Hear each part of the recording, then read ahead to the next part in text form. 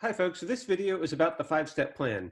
I've said that when you're doing formal proofs, you should pay attention to the main connective. That goes for the main connective of the premises and the conclusion. The five-step plan just applies to one of the patterns in the premises that you're going to run into. If you run into a wide scope conjunction or disjunction, you know what to do. For a conjunction, you just bring down the conjuncts. For a disjunction, you just start proof by cases. Similarly, if you have a literal, you know what to do, namely nothing. There are no rules you can apply to literals. Because if it's just an atomic sentence, it has no main connective to apply a rule to. If it's just a negation of an atomic sentence, you don't have two negations, so you can't apply the rule to that.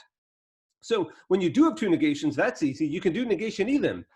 The only other patterns, if you think about it, the patterns you could run into, the only ones besides these easy ones are negation, wide scope around one of those other connectives, conjunction or disjunction.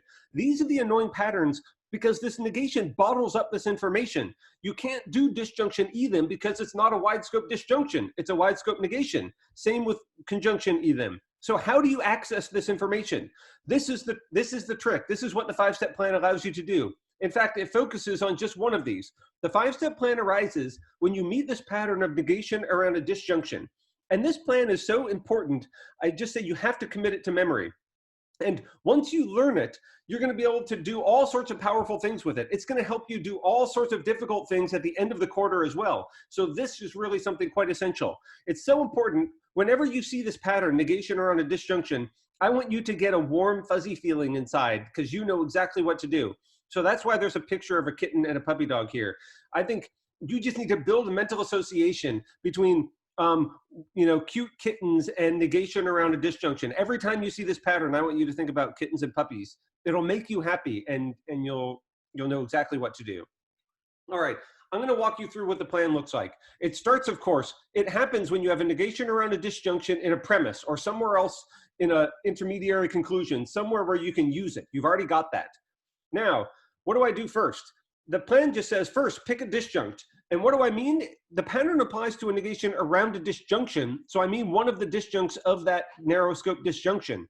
So in this case, I'm just going to pick the P, but the plan also applies to the Q. After you pick the P, step 2 says, put it in a subproof. So I'm just going to assume it here, make a little subproof with it. I'm not giving you the citations here, but hopefully it's obvious, premise and assumption. Now, what do I do next? I build the disjunction with disjunction intro. After all, I just picked a disjunct, so I have to be able to build the disjunction. The plan always works if you apply it to the right pattern.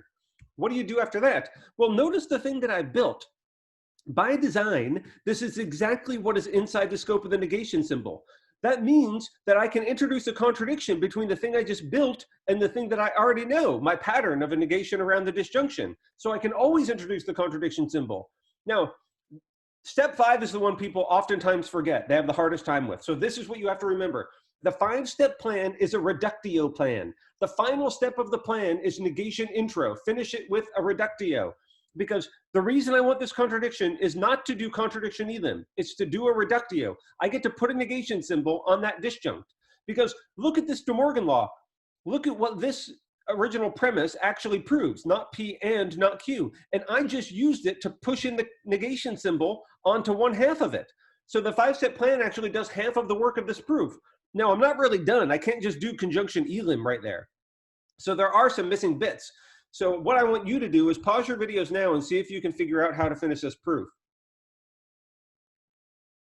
Okay, that was your chance to pause your videos. This is so important. You absolutely must stop your videos and complete this entire proof. I want to know what is the total number of lines it takes you to do it.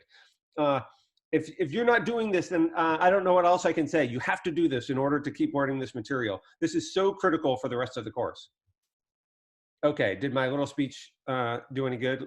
Well, we're going to talk about the answer anyway.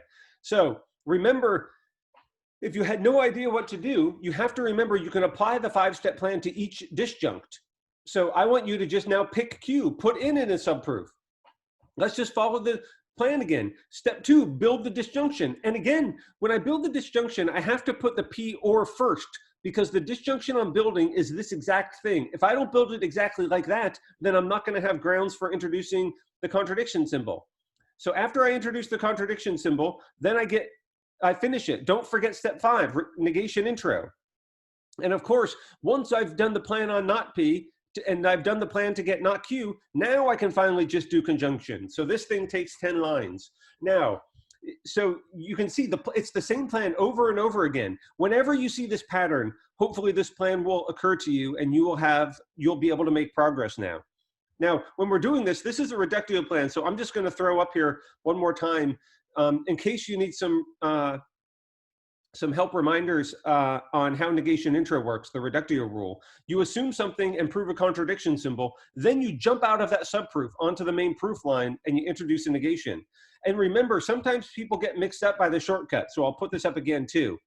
If my conclusion is actually not negated, reductio still applies. It just takes a little bit more work. When I assume the opposite, I now put a negation sign on front of it. Remember before, when I had a wide scope negation in my conclusion, I assumed the thing inside the negation. But if my conclusion is just P, I have to put the negation on it. Then when I get a contradiction symbol, the long way would be, okay, I'm gonna introduce the new negation symbol and then have to do negation elim. The shortcut says, no, just skip that extra step, go straight to P, but we're still gonna cite it negation intro because that is the name of our reductio rule. All right, now let me test you. Here's your final question. Check out this proof and tell me what goes wrong here. What I don't mean is, of course, you should write premise and assume here. Those things are just taken for granted. I want you to look, there's an error in this proof. One line will not check out. It will violate a rule. Pause your videos and see if you can figure out the problematic line.